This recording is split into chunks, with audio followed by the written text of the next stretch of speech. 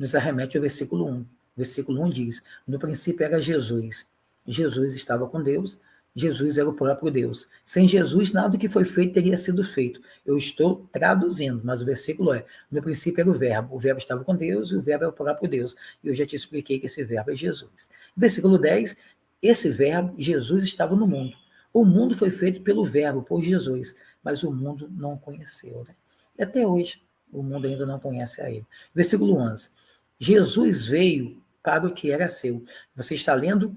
Veio. Quem é que veio? Jesus. Então, eu estou usando a hermenêutica, a interpretação. Então, você vai fazendo pergunta ao texto. Veio, ele veio ou quem veio? Então, Jesus, o contexto é ele. Então, Jesus veio para o que era seu. Mas os seus não receberam. Quem é esses seus aqui? São os judeus. A princípio, os judeus é o povo da promessa, né? Então, o judeu, a Bíblia diz, a salvação vem pelos judeus. Deus escolheu aquela nação no Velho Testamento. Então não tem como nós não dizer que o judeu não era de Cristo, né? No Velho Testamento. É muito diferente dos judeus de hoje, né? Não podemos confundir Israel de hoje com Israel de antigamente. O Israel de hoje não está temente a Deus. Tem por volta de 8 milhões de judeus em Israel, né? O Brasil tem 220 milhões de habitantes. Quanto Israel não cabe no Brasil, né? O Brasil tem 220 milhões de habitantes. Israel só tem 8 milhões de habitantes. Quanto Israel cabe aqui dentro do Brasil, né? A nível de população é pequeno. Esses 8 milhões de habitantes, Israel hoje não é um Israel cristão, né? Professa a fé.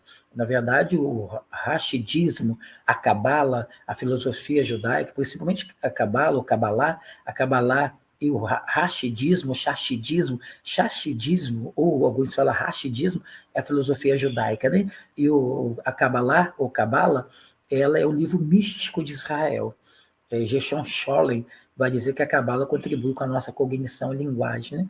Mas a Cabala tenta buscar o que o texto não diz, o que está por trás do texto. Mas é um livro esotérico. Moisés não abriu o Mar Vermelho com Deus, não abriu o Mar Vermelho para Moisés romper, nem o Rio Jordão. Isso tudo é uma figura de linguagem. Então, a Cabala, ela tira os elementos literais. Ela vai colocar apenas como é uma mensagem aquilo para transmitir, mas aquilo não foi real. A Torre de Babel não existiu, a muralha de Jericó não existiu, então, mas para nós existiu, porque nós seguimos a palavra de Deus. Mas o judeu moderno segue a Cabala, ou Cabalá, ou rachidismo, chachidismo. Então, esses seus aqui do versículo 11, veio, quem é que veio? Jesus, hein? O verbo, a ação, a palavra, a razão. Jesus veio para o que era seu, mas os judeus não receberam. O que ele fez? Ficou triste, ficou de braços cruzados? Não, versículo 12. Mas, já que os judeus não receberam, a todos quantos os receberam, a todos quem? Aqueles que não são judeus. Deu-lhes o poder de serem feitos filhos de Deus. Os que creem no seu nome. Ou seja, o evangelho não é mais exclusivo do povo judeu. Agora ele é inclusivo a outros povos também. Agora, além do povo judeu, Deus também está revelando e puxando como missão, trazendo para ele um povo, quer dizer, outros povos além do povo judeu. Ele não ficou de braços cruzados, já que os meus não me receberam. Se outros quiserem me receber, gente de outro povo, darei a eles o quê? O que Jesus dará a esses outros povos que Deus sempre ao povo judeu? Dareis poder de serem feitos, se tornarem o quê? Filho de Deus como os judeus, aos que creem em meu nome. Efésios capítulo 1 diz, né? A nós somos da promessa. Aos Efésios 1,13. Quanto a vós, foi selado pelo Espírito após a pregação do Evangelho. Então, os judeus foram alcançados pela promessa. Sempre Cristo foi falado, o Messias, o Yeshua foi revelado a eles. Mas a nós, quem não é judeu, é a partir do Evangelho que as missões começam de pregar o Evangelho pelo mundo inteiro. Versículo 13. Os quais não nasceram do sangue judeu, nem da vontade da carne, nem da vontade de homem, mas de Deus. Esses agora que receberão o poder de serem também um filho de Deus, no versículo 12, eles não vieram do sangue, não nasceram dos judeus, nem da vontade da carne humana, mas foi o próprio Deus, né, que escolheu essas pessoas, aquele que não era judeu. Aí o versículo 14 retorna o verbo, e o verbo se fez carne e habitou entre nós. Quem é que se fez carne? Jesus. Então, é aqui no versículo 14, é a prova hermenêutica que o versículo 1 está se referindo a Cristo. Ou seja, a boa hermenêutica não é aquela que dizem, eu acho, eu interpreto, eu entendo. Bom, eu me calo quando a palavra de Deus fala. Aqui no versículo 14, tira toda a interpretação pessoal. Fuja do ciclo hermenêutico. Fuja do ciclo hermenêutico. Se cada um querer dar uma interpretação segundo a sua vontade, o que nós teremos é uma distorção da palavra de Deus. A boa hermenêutica é que a própria palavra de Deus, ela responde, ela se responde. Então, o versículo 14 responde o versículo 1. No princípio era o verbo estava com Deus, o verbo era Deus, ele habitou entre nós, tudo que foi feito por ele. Mas quem é esse verbo? Ao versículo 14. E o verbo se fez carne. Quem é que se fez carne? Jesus. Ele habitou entre nós, Cristo, e vimos a sua glória. Não pode ser homem. Foi quem que fez paralítico andar, morto e ressuscitar, expulsou demônios, multiplicou pães, andou sobre as águas, ressuscitou o terceiro dia. Vimos a sua glória ou não vimos? Então é Cristo. Aí diz, como a glória do unigênito do Pai. Deus só tem um filho, unigênito, único no gênero.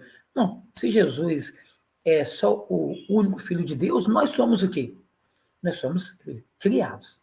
No princípio, Deus criou os céus e a terra. Quando ele vai se referir a Cristo, ele não usa a palavra criar, ele usa a palavra gerar. Maria, você vai gerar. O nome dele será Emanuel. Jesus, ou Cristo, é a mesma coisa. Jesus é ungido. Cristo é ungido. Jesus não é nome, Cristo também não é nome. Como se fala a palavra ungido em hebraico? Jesus. Como se fala a palavra ungido em grego? Cristo. Então, para o judeu, chamar Emanuel, Deus conosco, de ungido, chama Jesus. Para o grego, chamar o Emanuel, o Deus conosco, de ungido, se fala Cristo. Cristo não é nome, quer dizer ungido. Jesus também não é nome, quer dizer ungido. O anjo disse que o nome dele será chamado Emanuel. E Emanuel significa Deus conosco. Então, e o verbo se fez carne, versículo 14, e habitou entre nós. E vimos a sua glória como a glória do unigênito do Pai, cheio de graça e de verdade. Então, quando se chama Cristo de unigênito, significa o único no gênero. Ninguém foi gerado por Deus como Jesus. Nós fomos criados à imagem e à semelhança de Deus. Mas só Jesus é o único que tem o gênero de Deus. Né? O unigênito, o único no gênero, não tem outro igual a Cristo. Tanto é que nem na terra nem no céu foi encontrado alguém para abrir os seus, a não ser Jesus. Porque só Cristo poderia, porque ele é o único no gênero. Só ele foi gerado por Deus. Nós fomos criados por Deus. Então, Cristo, ele foi, a sua glória veio e foi manifestada. Versículo 15. João testificou dele, clamou dizendo, este era aquele de quem eu dizia, o que vem após mim é antes de mim, porque foi primeiro do que eu. No princípio não era o verbo, Jesus não estava desde o princípio. João já teve essa interpretação bíblica, teologia bíblica, teológica. João disse assim, João testificou dele e clamou dizendo, 2 pontos. Aí João vai dizer assim, este quem? Jesus, era aquele